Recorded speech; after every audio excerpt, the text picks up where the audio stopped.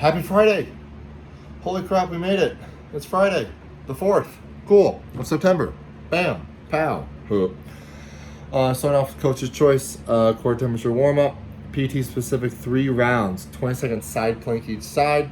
We're doing that to get our midline active, getting it strong, getting it primed. 3 McGill crunches with a 5-second hold at the top of each side. Top of each. So it's 3 McGill crunches with a 5-second hold at the top each side. So it's 6 total each round. Sorry. With this, I really want us to focus on when they're in that crunch. Honestly, they're just going as far as like their shoulder blades are barely off the ground. Maybe the bottom of their shoulder blades are still on the ground, but they're focusing on pushing their belly into the small of their back into the hand that's underneath the small of their back. Why are we doing this?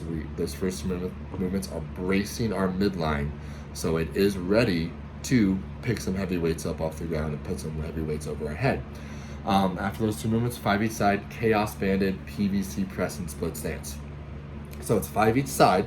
We've done this before. It's been a hot minute here. So you have that PVC pipe, then you have a kettlebell or a dumbbell, something light. Honestly, no more than 15 pounds. There's no need to go heavier than that.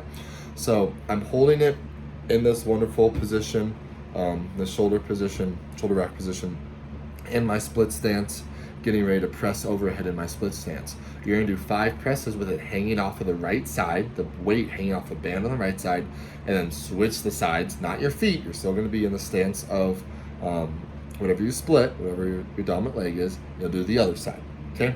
Why are we doing this? We're just working on really honing in on that pressing, making sure that everything's stable, everything's rock and rolling, especially in that split stance.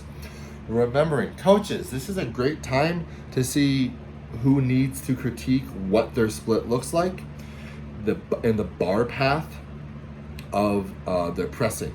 Okay, remember that bar path of their pressing. Want to make sure it goes straight up and down, stays in that frontal plane, doesn't go too far forward, doesn't go too far back.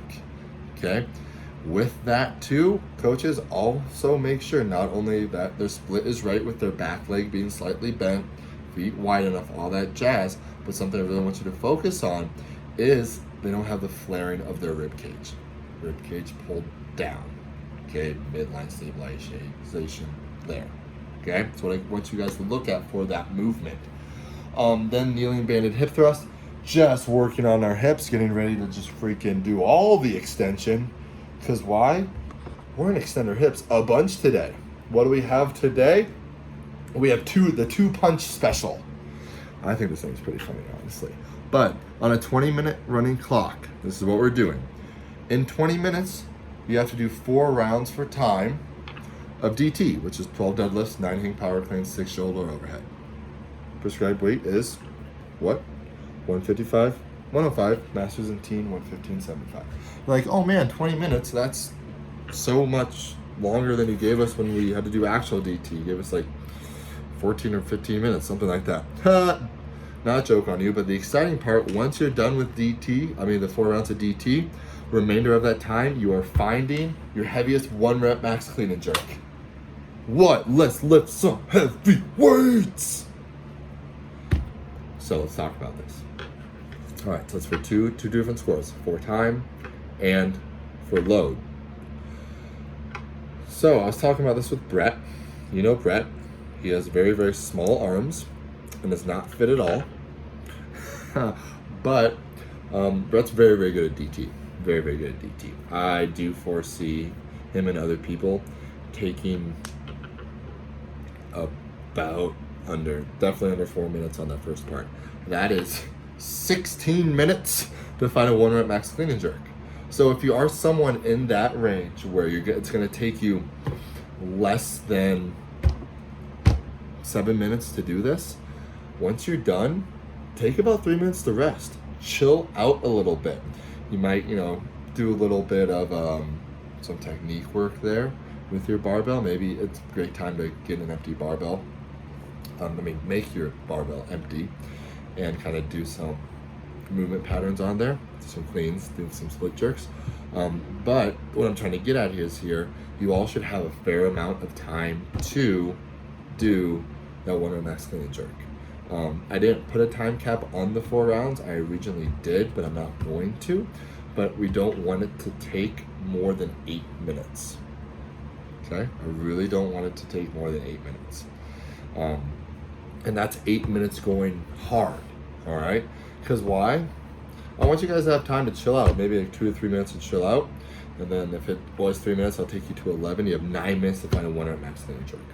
People then ask me, so how do we go about this 1 rep max clean and jerk? Well, say I'm starting and I have 8 minutes left.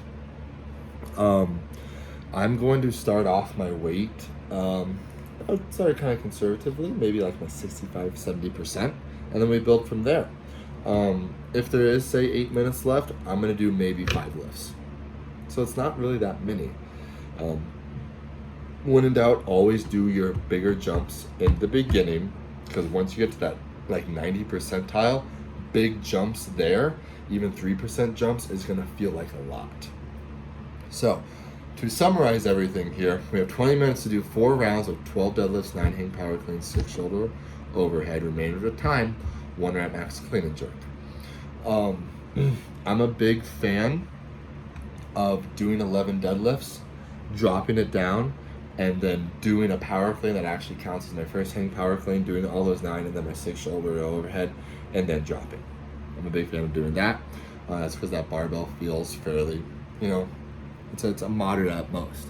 That's another point I want to get at. This weight on the barbell should feel moderate at most. It shouldn't be a weight that absolutely demolishes you. So please scale accordingly. Cool.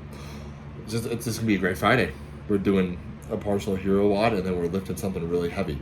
So coaches, be there, be ready to give all the cues in the world to help us move efficiently in the 4 rounds and PR some clean and jerks.